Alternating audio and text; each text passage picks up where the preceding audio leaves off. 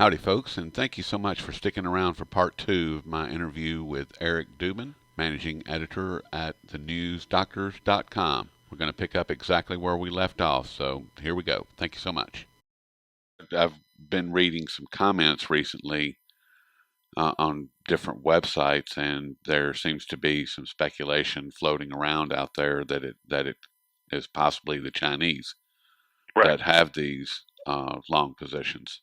What do you think? Do you think that's Well, anything's possible? I understand that, but they are represented in there, I'm sure. And China is a pretty significant user of silver because they do a lot of manufacturing of electronic goods, and they're a very large producer of solar panels in particular, and that's 10% of the silver market's industrial use right there. But I don't buy the thesis that's advanced by Harvey Organ in particular, but even people like Ted Butler have talked about China being the big manipulator behind the silver market. And in the case of the conditions right now, Ted Butler's comments were more 2006 to 2008, if memory serves, and he was speaking about it more along the lines of shorting the market. But Harvey Organ's thesis now is that China is the long in the silver COMEX pit, and they're using it as a kind of quasi-financial weapon, such that if they need to pull the silver card, they can basically stand for delivery and crash the COMEX, and the COMEX would have to scramble and whatnot. And the reason why I don't particularly think that Harvey's theory is 100% accurate is that in order to use that financial weapon, you have to actually expect that you can crash the COMEX, and that the COMEX would play along with, demanding of delivery. And the fact is that the COMEX can basically close the market in 5 minutes and declare force majeure and say, sorry, we're going to cash settle on these silver contracts so you can go jump in a lake. And there would be a darn thing that China could do without something like that. So right. The viability of it as an actual weapon, it's like a gun without a trigger. I mean, it doesn't seem to make a lot of sense. So I'm skeptical of that thesis. I mean, I certainly think that they're there in the marketplace, but they exercise far more political and economic power holding the United States treasuries, or as was the case in 2008 when they picked up the phone to Secretary Treasurer Paulson and said, hey, look, we own about $800 million worth of million? I think I misquoted. It's 800 billion, excuse me, of mortgage-backed securities, and we need you to nationalize Fannie and Freddie back because these things are like 60 cents on the dollar on average in our portfolio. We know that this is just a rigged game that you guys have been running, and you need to deal with it. Otherwise, we're going to dump it all, and that'll crash your banking system. And unlike the case of the COMEX, there wouldn't be a darn thing that the United States could have done about something like that. So they responded and nationalized Fannie and Freddie, which were huge moves that basically precipitated that kind of. It was almost Bear Stearns was like the ringing of the bell, sounding the deflationary crash was on, and that it was going to happen. And then it was just a kind of a counting of time between that event in February 2008 and Lehman Brothers in October of 2008. But a lot of people forget what happened in July, and that was the nationalization of Fannie and Freddie, and that's when the commodity markets peaked. Everything turned down. Oil was 150 in July. Gold had reached that 1921 or whatever it was, and its all-time high, and then from that point forward, people started fearing very deeply the prospects of deflation because they looked at the U.S. government's action and said to themselves, gee, if they're willing to do this, things have to be a heck of a lot worse than what they are telling us. And I think to some extent it's a decent story to talk about because there's some value to be had by looking at that example and what has been going on in the last 2 weeks because the recent news out of Japan is an indication of the deflationary forces being a heck of a lot stronger than people have been willing to accept or even perceive. And that part of the fear that we had going through the commodities markets in the last couple of months, but also, kind of punctuated in this very week, has been that deflationary fear. It's like, everybody's thinking, the Federal Reserve and central banks have our back. They're going to make sure the system doesn't crash. We have a PhD standard as opposed to a gold standard. And I forget to coin that term, but it's kind of catchy. Probably something like George Valente or what have you. But anyway, yeah, that's kind of where we are now. People are on edge. You got this kind of schizophrenic market where the perception of the economy doing reasonably well with all the baked numbers that come out of our government stats, as well as just the sheer financial asset inflation that's happening, is making people complacent. Well, but inflation is still ticking right along. Availability of that money and where it gets deposited first and where it tends to stick is where you tend to see most of the monetary inflation, as opposed to the scarcity-based inflation, perhaps best said. And we've seen the great prefer to see this excess of monetary reserves that have been created in the banking system spill over into the financial markets, such that we have higher stock prices and artificially low bond yields, and conversely higher prices for bonds. And you can have contradictory forces because, say, for example, in 2008, when the QE program was launched, you had all of these brand new elements of monetary expansion coming into the system. But simultaneous to that, you had trillions and trillions of dollars worth of assets that were bid up excessively beyond their value. And the deflationary process starts when the perception of that value has a day of reckoning, and people recognize that the assets are nowhere near as richly valued as what they're being quoted as. So all of a sudden the perception evaporates, and it's almost like money goes to money heaven, so to speak. It's like the value, these assets, these mortgage-backed securities and other types of collateral that were in the banking system that were overvalued in 2008 and had their day of reckoning, suddenly create a kind of a tsunami of deflationary forces within this shadow banking system, and that contracts credit and it contracts the economy.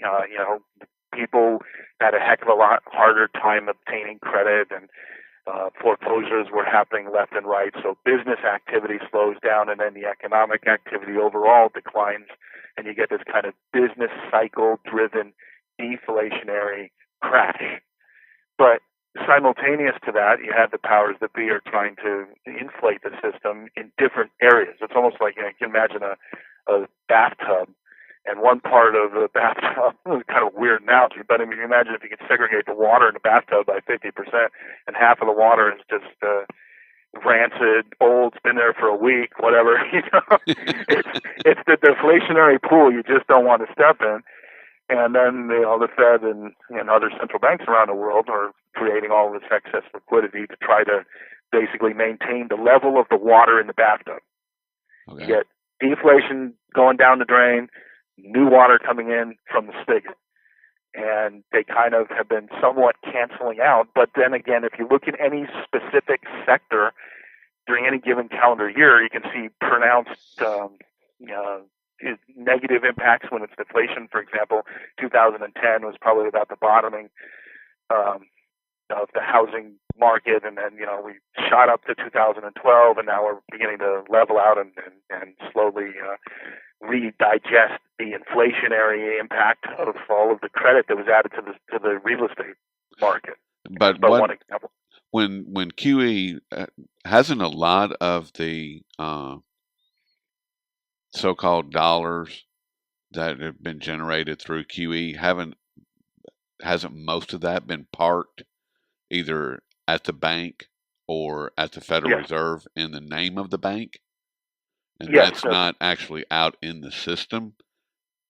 Well, yes and no. I mean, I kind of like the bathtub analogy extended once again. I mean, if you put reserves into the banking balance sheets and then they're parked on the Fed, that's analogous to water in one portion of the bathtub. But those banks go out into the financial markets, and because they have collateral on their balance sheets, regardless of where it's parked, they're able to participate in paper pushing and participating in the financial edifice, this kind of like parallel economy that we have layered on top of the real economy worldwide, but in particular in the Western financial centers. And so you do get a a kind of inflationary force from the shadow banking system being rejuvenated in different segments of the bathtub.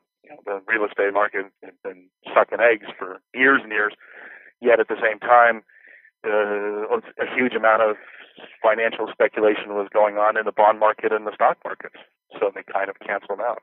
Yeah, I mean, and that's where most of the QE money's been going, is into the stock market, the S&P, and all that. I mean, that's Right. unless I'm wrong. I mean, I think that's And why. if you're Goldman Sachs, you're able to borrow at next to zero financial rates and then go out and speculate it. And on top of all of that, you're participating in markets that the powers that be would like to move in a direction that you're betting. I mean, that would be a great way to invest. I wish somebody would do that for me. That'd be wonderful. Same here. We don't have it that easy. I mean, I understand that the price of gold and silver are artificial, in that they are nothing. That the price that they are today is nothing more than computers pushing around other computers and generating information that says, yeah, 1550 sounds great for silver, and 1100 sounds awesome for gold. And right. I mean, I get that, but then again, if the Swiss wanted to repatriate, gold to the point of backing their currency by 20%, they, admittedly say, "Oh, we got to do this in 5 years," because even if they would, be relatively aggressive in their purchases of gold, they can't scoop up 600 metric tons or 1,000 metric tons with ease. It's just not there. It does not exist for sale at current prices. So there is a breakdown in the price discovery mechanism that's being dominated by the paper markets. Okay. Another analogy would be the German repatriation effort, which they conveniently said, forget about it. Yeah, we're good. They only gave us 5 tons last year, and we're pretty satisfied. clear that you don't have the gold. So rather than create a crisis by demanding something that you can't deliver, we're just going to shut up. We'll just sit over here in the corner for a while. Figure out what we want to do next. Exactly. And hopefully the French won't do that. And I actually believe that they're going to. I believe that the referendum is going to pass. Yeah, you mean the Swiss. I'm sorry, the Swiss. Yeah. Yeah, well, who knows? I mean, the initial polls were showing that it was up about 6%. Now it's about a dead heat in terms of the polls, and it's very clear that there's going to be a gigantic propaganda campaign launched to try to make people fearful about voting yes. But I think that there's enough people. I'm hoping that there's enough people that are pushing, good, truthful information. I mean, all they have to do is look at their economy. I mean, if they can't look in their wallet and go, this whole euro thing ain't really been working out so well for me. I personally believe that it is going to pass. I believe that the people of Switzerland are going to do the right thing and step up and pass it. And I think that you're right, that once that does happen, that where's it going to come from? I mean, it's not there. It's not there. We already know that that's not a tenable situation at current prices. You need much, much higher prices to liberate an incremental level of supply that could conceivably meet the demand of hundreds of metric tons of extra gold per year. As it stands right now, China all by herself is consuming practically the entire world gold mine supply on an annual basis. And gold demand, despite what we hear in the press, has only marginally declined since the absolutely heady days of the summer of 2013. At the worst case scenario, we've seen maybe a 10% or so reduction in demand, and that is that's off all-time highs. Well, yeah. If you have to go back to maybe 2012 to see levels that high, and prior to that, each year the level of the gold that was going into China was practically doubling for 3 or 4 years. So, this whole facade, it really does have an expiration date on it, and that's what people in the industry are always debating, what's the end game and when will it come and all of that. And I think that within 3 years we will see the end game play out, and it could be as soon as a week from now. It really is very hard to put an exact time frame on any of these dynamics because there are so many moving parts. But the end game is here. We're in it. We're moving through it, and it's definitely going to be an evolutionary process, more likely than not. Yes, it will definitely be a slow. It'll be very slow, and then it'll be very quick. Well, punctuated. Periods of quickness. Punctuated. Well, kind of like what happened yesterday with exactly. the Silver Eagles. Exactly. You wake up, everything's fine. By lunchtime, well, everything is not so fine, and in fact it's broken, and we're closing the doors. And if the powers that be wanted to execute more paper rates during this week and into next week, and maybe tried to push gold down to under 1,000 and silver under 12 or whatever, all pandemonium would break loose. I mean, the level of physical demand would be kind of similar to what happened in May, June after the April drive-by shooting. April 15th or so on a weekend, there were over 400 metric tons of gold dumped into a 5-minute window on a Sunday, and that completely destroyed the bid stack and the overnight markets. And then, lo and behold, a few days later, we were down over $200 in gold, and that was the start of the 2013 manipulation fiesta. And every time something like that happens, you see a big response in the physical markets. India's demand in the following month in May it was actually kind of amusing. They initially reported something on the order of about 200 metric tons being purchased in a single month, and then they came back a day later saying, whoops, sorry, we reported that incorrectly. It was only about 106 metric tons. The idea of India scarfing down what would have amounted to like twice the run rate of gold production in the world in just a single month scared people. Yeah, you better talk that down a little bit. Yeah. I want to ask you one last thing, Eric, and that's the silver on the Shanghai Gold Exchange has been drained by like 90%. Right. How do you see that playing into what we are experiencing right now as far as the Mint being shut down, the Eagles program, and as far as just the global supply? I mean, what's happening there, how does that impact what we're experiencing here at Ground Zero?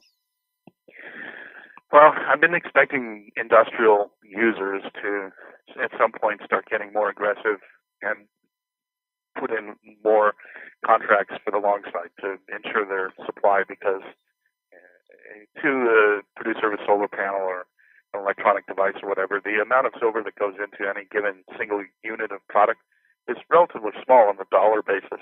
And I think that the industrial users, more so than the investment demand, are going to probably be the initial force that puts a floor into the market on a sustained basis. I mean, what we're seeing now, this bounce back today, and what I expect to see over the course of the next week or so, is primarily going to be investment demand driven. But when it comes to the manufacturing sector, their interests extend for longer periods of time, and they're going to bring more stability to the upside. And with silver clearly being used more and more on an industrial level, and the level of dollars involved that consume there's roughly about maybe about 800 billion ounces of silver produced a year, and maybe about 150 million or so are scrap. So you're talking about a level of supply that is roughly half consumed by the industrial users. It's a very significant number. And I think that on a going forward basis, they're going to serve both as the backstop, so that we won't see prices going to the sub $10 level that some people are talking about now. And in the long run, that they're going to bring more stability to the market, such that when the investors finally do come back in mass, and I expect that within the next year, that we're going to move into the 20s by maybe as early as February of 2015. And then reality is that the fundamentals of the market are stronger now than they have been in many, many years. The level of demand is such that the silver in a physical supply can't be bought in large sums, and you can see what happens when prices dive, and the individual investors comes up and steps up to the plate and buys en masse like they did yesterday. So I think that the market is already showing us signs that it's very tight, and that very minor changes in perceptions can stoke demand that will bring prices higher, and we're seeing that now. Do you think that the pricing mechanism is going to be broken? That is the COMEX right now. I mean, do you it's see already broken in part because there's a divergence between being able to buy in large quantity versus what you can get out of the exchanges. There's just not enough silver available. So you have kind of this two-element distortion going on with the price mechanism. It doesn't function outright when it comes to purchases of size. And then you have the distortions going on that on any given day, you have the high-frequency trading, you have the large contract dumps, and all the other tricks that the cartel pulls out of its bag of tricks to keep prices sustained on a downside basis. So, on both counts, you have a distortion of the price mechanism, and there's no price discovery coming out of the paper markets other than whatever the whims of the cartel monkeys are on that given day. But I guess your question was more focused on, would there ever be this kind of commercial signal failure, COMEX default? No. I mean, no, it was not, because I don't think that that's ever going to happen. I don't think that we're going to have a force majeure. I think that the COMEX is going to relinquish their pricing mechanism to China or to Dubai or to Russia. Right. I don't think that they're going to. Why else would the CME be setting up shop in Shanghai? They're setting up shop over there so that they can be where it's going to be in the future. Period. And it's so I don't really see any of that happening. I am curious as to how the pricing mechanism is going to be handed off and what it's going to look like. I mean, because as we've just been discussing for the past half hour, the pricing mechanism at the COMEX is broken, period. It doesn't reflect anything of reality. It has nothing to do with the reality on the ground. If the U.S. Mint can open their doors and sell over 2 million ounces in 2.5 hours, 3 hours, and have to shut their doors because of demand, then something is wrong. And the price dropped again this morning. It's up a little bit, but it dropped. And when I get up about 4 o'clock in the morning, and when I turn my computer on, there it was in a free fall. If the Shanghai Gold or the Shanghai Silver Exchange is drained of over 90% of its physical product, everybody knows that the COMEX doesn't have anything. The LBMA doesn't have any gold. How is there going to be a pricing mechanism that works, that functions, that reflects it, and where is that going to come from? Yeah, it'll be most likely the Asian markets, and in particular the Shanghai Gold Exchange, setting the pace. And the majority of the silver that was coming out of that exchange was going towards the industrial users. And the industrial users wouldn't be able to get that kind of a flow out of the LBMA per se. COMEX doesn't deliver as much physical. It's traditionally been more of a paper market versus the gold and silver markets in London. And I think that, to answer your question, you're seeing the silver flow out of Shanghai and largely going towards the industrial users, all the manufacturing that China's put in and so forth. And that, in turn, that puts pressure worldwide on the silver market such that further price prices on downside would, put a huge amount of strain on markets like the Shanghai market. So ultimately, the cartel has to run what has been described as kind of a managed retreat, where they'll beat the crap out of prices, push things down, get physical markets so strained to the point that they begin to wake up, and you see things like what happened yesterday with the United States retail investors jumping up and buying a heck of a lot of silver, and that immediately puts a shock into the available supply, and then in turn, that's what stops the market from crashing. And even though from a technical point of view, you look at markets and standard technical analysis would say, geez, there's no floor here. It can continue to fall and fall and fall. But in reality, there is a physical limitation because of this industrial user aspect to the silver market. It's so large that, and their users are relatively indifferent to small differences in price. A $5 change in the price of silver for an ounce is not going to really do much of anything to the net price of a product that Apple produces, for example. Right.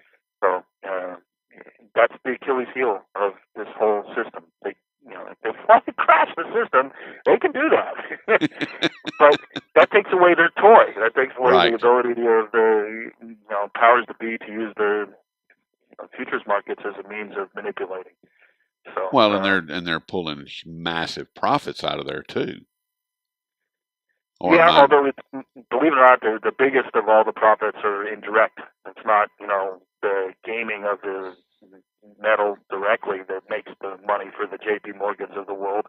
It's the financial system being able to survive in its current form that allows them to play all the games with derivatives and the bond market and the FX market and the speculation overall, and the financial assets in the United States representing over 30% of the product of profits in the economy on an annual basis. That's a heck of a lot bigger. Those are trillions of dollars as opposed to the couple, million to billion that a bullion bank can generate by fleecing the precious metals market and manipulating it. But the thing is that you have to be able to manipulate the precious metals market to kill the smoke alarm aspect of gold in particular and silver secondarily, so that you can continue to maintain this financial apparatus of this over-financialized world economy that the West runs. I mean, it's so much of the economic activity of the Western world now is based on nothing more than pushing paper around, leveraging things up, and making money out of money. And that only works for a period of time until the business cycle turns around and begins to correct all of the malinvestments. And we've, ever since, in particular, 1987, in the model that Greenspan had brought in, we deal with one crash by blowing up another bubble. And then that bubble bursts, and then we have another crash, and then we blow up another bubble to fix the crash. It's lunacy. It is lunacy. Every time we set one of these cycles up, the bubble gets bigger. And now we're dealing with the biggest bubble in the entire history of humankind, and that's largely located in the credit markets, where the vast majority is, governments that have taken on more debt that they can ever pay off. And in the last crash, we saw the financial sector shift over to the government sector, all of their bad debts. And the taxpayer is responsible for it on the long run. Figure out one way or another to basically reset the system. And there's a couple of ways that a couple of options are available, and none of them are particularly beneficial to the average person. I wouldn't look for it.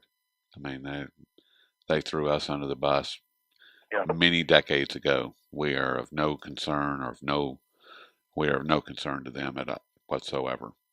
But then again, I wouldn't be that negative, because basically, you look at what the powers that be are doing, and obviously they are concerned about us. They wouldn't be building a police state if it weren't for their concern about hanging from lampposts and tree limbs, Well, that's true.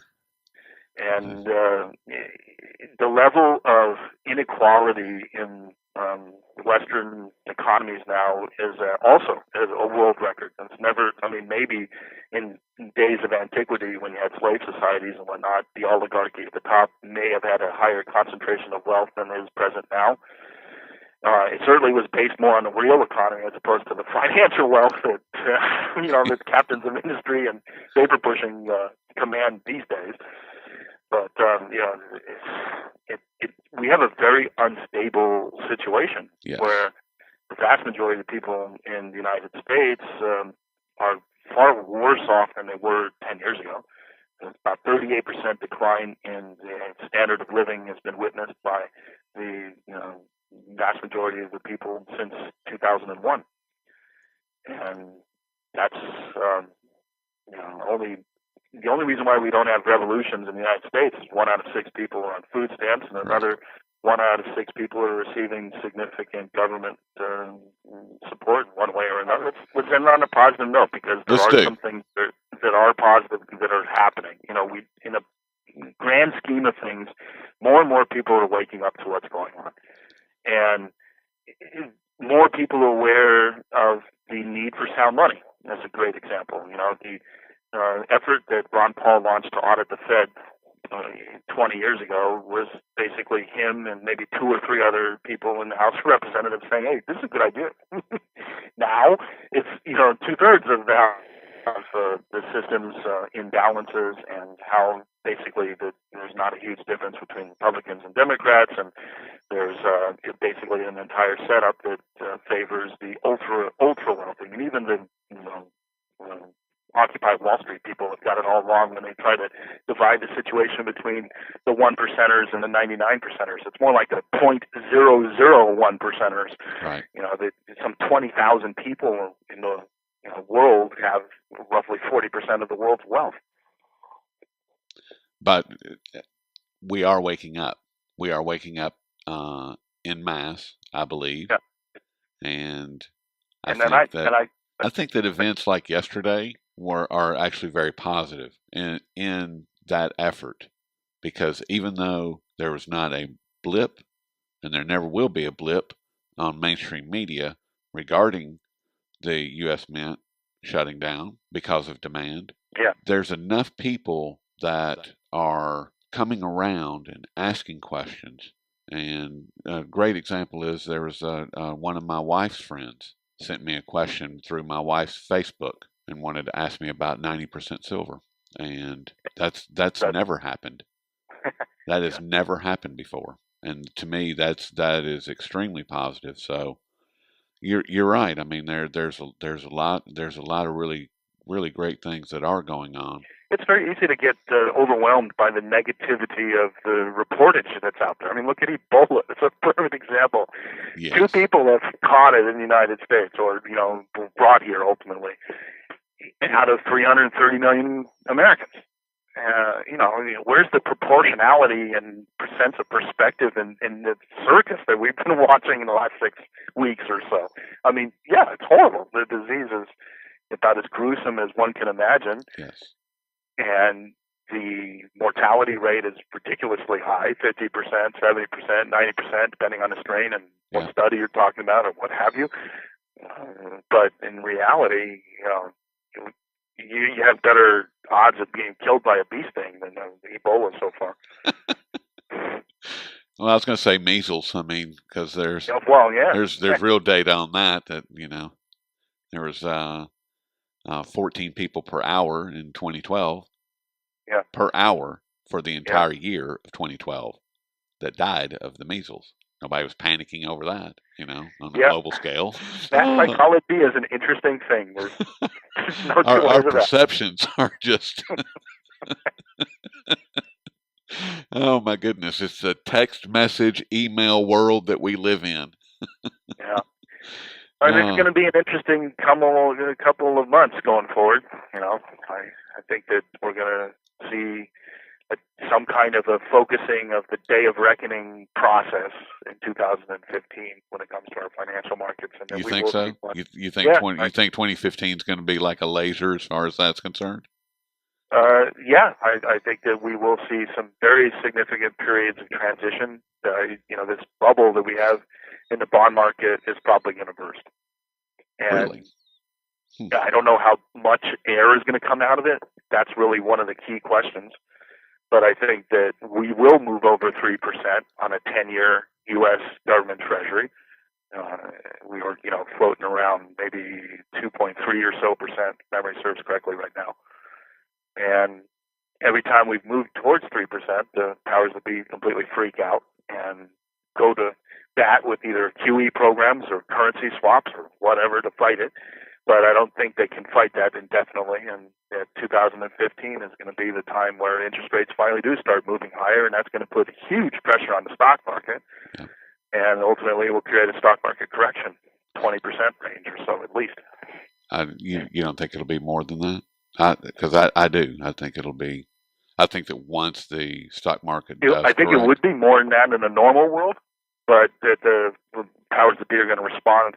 I mean, look at what happened 2.5 weeks ago or so when we had a 5 or so percent correction in the S&P 500. Governor Bullard at the Federal Reserve in St. Louis came out, and he's been known as a hawk, but he was put out in front of the media saying, well, maybe we might have to postpone termination of QE and keep interest rates falling lower for a lot longer than people expect, precisely because of the instability in the asset markets. And then after his statement, within the next 3 days, you had a cacophony of other Federal Reserve board members or voting members come out and say basically the same thing. So, a tiny little stock market correction sent everyone scurrying. And when the big one of a real correction of 10%, which is the classical definition of the correction, comes, the Fed and other central banks are going to respond to that. So I don't think we're going to have a financial crash. I think we're going to have a delayed reaction style crash where the excesses in the market will be wrung out partially, but then we'll go back to bubble blowing. Do you think that? And that's when gold is going to go bonkers. Silver is going to go bonkers next year because people are going to realize that all this 7-year period of nonsense with this QE was for naught. For nothing. I mean, yeah, it prevented a Great Depression style crash, but the consequences of it are that the problems were never fixed. And not only that, they're a lot worse. In some areas, they are absolutely. Yes. How do you see the Russia-China relationship playing into 2015? Do you think that I mean their union at this point is very strong and getting stronger every day? And yeah, here's one sequence of events that could play out pretty easily. China and Russia and all of their bilateral relations they're establishing with countries all over the world are increasing the amount of yuan and ruble usage as trading currencies first and foremost. But that erodes the reserve status function of world fiat currencies as well, particularly the dollar. And when that is eroded, that translates into a lower background level of demand for United States government debt. When that happens, that plays into the scenario I just outlined of interest rates having to rise to elicit more interest in people stepping up to the plate to buy bonds. You got to be compensated more with a higher interest rate in order to get the demand up to buy the bonds. Right. I mean, right now, even though the majority of the people buying these bonds probably buy into this whole nonsense about the United States inflation rate being in the 2% area, and so they're willing to purchase bonds that pay a little bit over that. But that charade is fading. More people are aware that that's just total nonsense. And ultimately, the size of the government's debt and the service of the debt in the terms of its interest rates are going to be such that you have to have a lot more interest in bonds. So the price will drop, making it more attractive for people in terms of yield to purchase more. So as China spreads the yuan centers, hub trading centers around the globe, that's going to erode the need for dollars. Is that right? Yes, at the margin and indirectly. The trading centers increase the liquidity of the currency. So, for example, business or corporations doing business deals would want to transact in yuan when they're doing a bilateral relationship with the Chinese government. But then again, if they're like Brazil, for example, they may want to use the London market to translate back into reals once they have sold coffee beans or whatever to China. So that whole system they're putting into place for having greater liquidity and convertibility of the yuan is one aspect of the total package of their financial liberalization program that they've got going on now, which ties in directly with using yuan more frequently in international trade, which will in turn start that process I just described of the dollar on an on an ongoing basis seeing less and less demand as a reserve asset. And then that impacts our bond markets, and in turn, will start the difficulty of the United States being able to finance its debt as easily as we have enjoyed over the last few decades, because of the fact that we have benefited from being the sole reserve currency holder. And that position is eroding. It's an evolutionary process that just can't be stopped. Yes. Even though we try to by going to war and doing trade deals like the Trans-Pacific Partnership, trying to exclude China and all the other things that we do. Which is ridiculous. But, well, Eric, we are well over an hour into this at this point, and I could probably go for another hour. But you have things to do, and as well as I. So, I won't take up any more of your time. We've been speaking with Eric Dubin, who is the managing editor over at the News Doctors. And please check out his site because he's doing just a marvelous job. Well, it was very great speaking with you, Roy, and enjoy it as always, and look forward to coming back on the show anytime you like. Sounds good, and hopefully we'll be able to do this just before New Year's. What do you? Yeah, I typically do my long-term forecasts in October and January. I'm very unconventional about it, so. Okay. Well, you'll get an advanced peek for the January forecast. Sounds good to me. And with that, I appreciate everybody tuning in. And this is Rory over at the Daily Coin. And please check us out as well.